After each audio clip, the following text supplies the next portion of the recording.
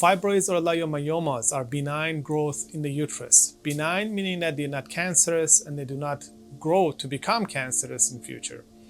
These benign growth fibroids have happened because of normal tissues of the uterus have responded abnormally to female hormonal fluctuations and have grown to be large and bulky. They can be in the muscle of the uterus or they can be on the surface of the uterus.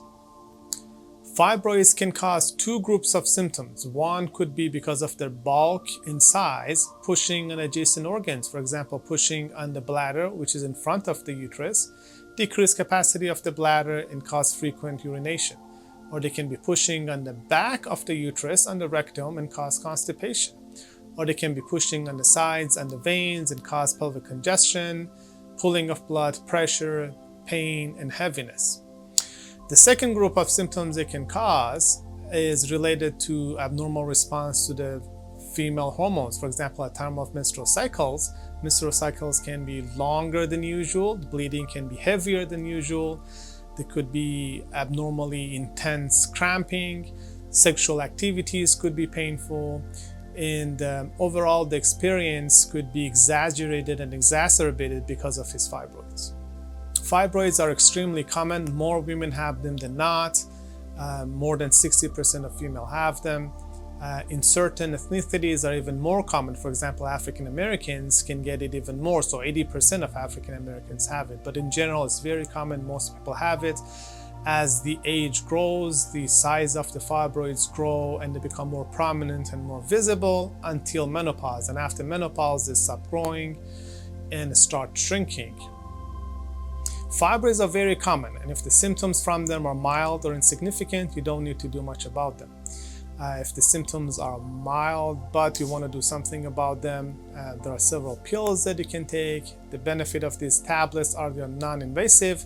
However, the benefits are temporary. As soon as you stop taking them, the benefits go away.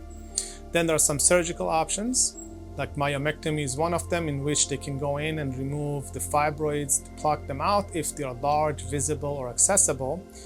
There is a radical surgery, such as hysterectomy, which is a big surgery. It comes with an incision and pain and general anesthesia and long recovery.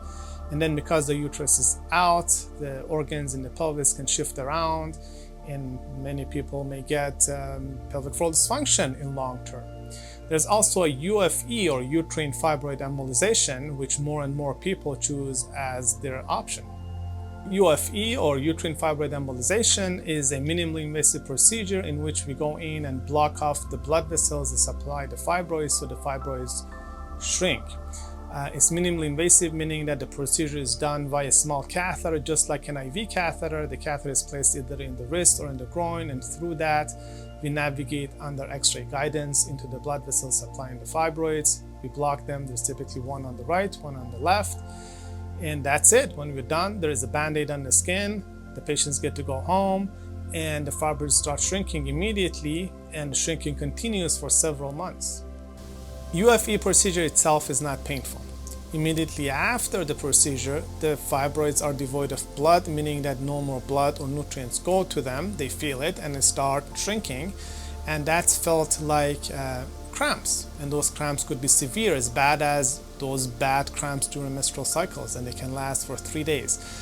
They are not pain, it's not painful, it's more of a cramping and pressure and sense of discomfort. We give medications to help with the pain and the cramps. We also do a nerve block during the procedure to alleviate some of those cramps. After 3 days, those cramps go away. During those 3 days, patients can be active as they want. There is no downtime, there's no recovery. They can walk, run, be as active as they want. That's the first few days, but the shrinking continues for several months. Most of the shrinking happens in the first 3 months, but again, it continues for 6 months, 9 months, and over a year.